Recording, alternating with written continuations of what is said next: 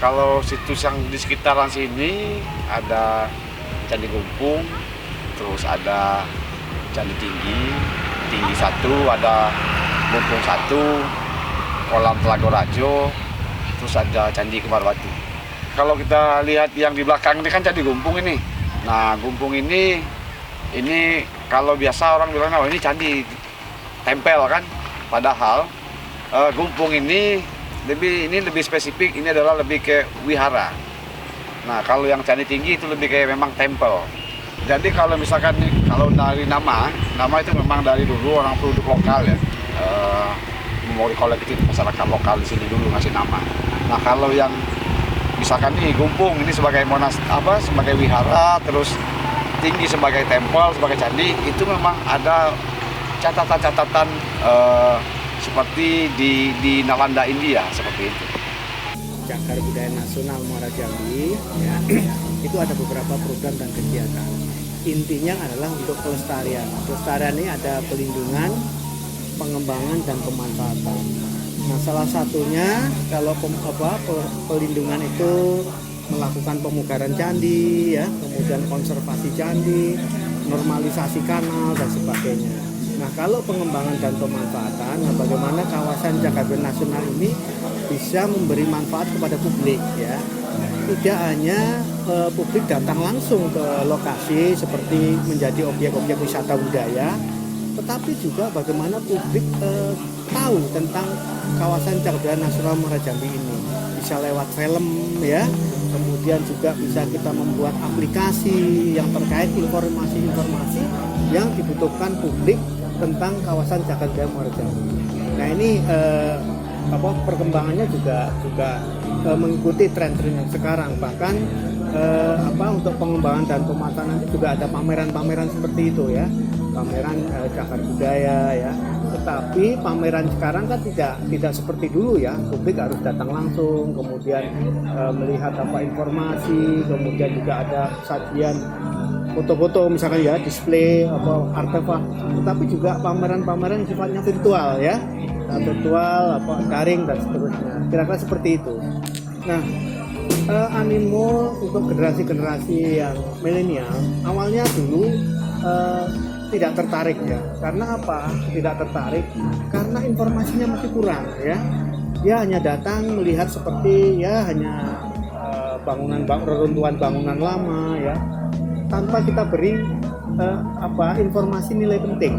Nah, setelah kita kasih informasi nilai penting bahwa apa sih sebenarnya Muara Jambi ini, nah bangunan ini dulunya fungsinya apa, bagaimana aktivitas masa lalu, dan kemudian perkembangannya sampai sekarang ini apa ya. Oke, kalau dulu misalkan tempat pembelajaran, perkembangannya sampai sekarang ini ternyata embrio dari peradaban di dunia ya, yang sekarang dianut oleh masyarakat dunia. Nah, seperti ini. Nah, tetapi generasi muda milenial ini tidak tertarik kalau kita hanya memberikan informasi yang sifatnya monoton. Nah, sekarang kita mencoba bagaimana generasi milenial ini mendapatkan informasi penting, nilai penting dari Muara Jambi ini dengan media-media yang sekarang ini menjadi pembiasaan generasi milenial ini. Ya, salah satunya adalah film-film dalam bentuk animasi, misalkan seperti itu ya. Kemudian juga bagaimana memanfaatkan media sosial yang berkembang saat ini. Nah, sekarang anak-anak milenial ini kalau ke Muara Jambi luar biasa. Kita nggak usah memberi informasi, nggak usah ngasih promosi yang berlebih-lebihan seperti dulu. Mereka sudah bisa mengekspresikan lewat media-media sosial yang dipunyai ya, bisa Instagram ya, kemudian FB ya, kemudian juga saya pikir media-media digital lainnya ya. Tetapi kita juga memberikan informasi yang dibutuhkan oleh generasi milenial ini sesuai dengan zamannya ya, sesuai zamannya, terutama model-model yang visual dan digital ya, kira-kira seperti itu ya. Kawasan Muara Jambi ini cukup luas ya, 3.981 hektar. Di dalamnya itu juga tinggal desa-desa yang juga berbudaya Melayu ya. Nah, di balik desa itu juga ada peradaban yang cukup tua ya.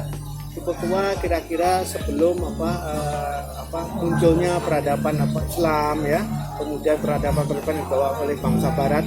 Nah ini mereka kami berusaha mereka datang ke Muara Jambi mendapatkan itu semua ya. Apa sih sebenarnya peradaban yang muncul sebelum saat ini ya, kemudian nilai pentingnya apa, dan ketika ke Muara Jambi apa sih yang dilihat? Ternyata kan tidak hanya bangunan candi, itu kan sumber pengetahuan orang-orang dulu. Misalkan ternyata ada kanal kolam kuno yang dulu dibuat orang-orang dulu menata kota ya, itu sebenarnya kota ya, kota tua ya. Nah ini mereka akan dapat pembelajaran yang banyak. Kemudian juga di kawasan Muara Jambi ini ada desa-desa tradisional, mereka bisa melihat suasana desa-desa ini pada yang tidak ditemui di kota-kota. Nah ini juga kita kembangkan. Dan satu hal lagi, Muara Jambi punya kekuatan alamnya masih terjaga ya, natural ya, masih banyak katakanlah flora dan faunanya. Nah ini kita lindungi sehingga anak-anak muda ini ke sana itu mendapatkan semuanya ya. Satu, pengetahuan alam, pengetahuan budaya, kemudian juga pengetahuan sosial ya. Di samping dia juga bisa mengekspresikan kreativitasnya ya. Jadi kalau kita ke sana sekarang sudah ada nih kafe-kafe yang tradisional yang biasa untuk nongkrong-nongkrong anak muda ya, kayak kafe kopi dusun ya. Kemudian juga ada trekking sepeda ya. Kemudian juga ada tempat-tempat yang bisa mereka memainkan kreativitasnya untuk bermain musik, ya, kemudian bermain kesenian dan seterusnya. Kira-kira seperti itu. Nah, pesan kami yang pengunjung yang pertama ya, satu dulu ya. Satu adalah bagaimana nanti pengunjung ini juga membaca ya, paling tidak tahu atau bertanya di petugas-petugas kami di sana itu apa sih yang harus dilakukan dan boleh dan tidak, ya kan?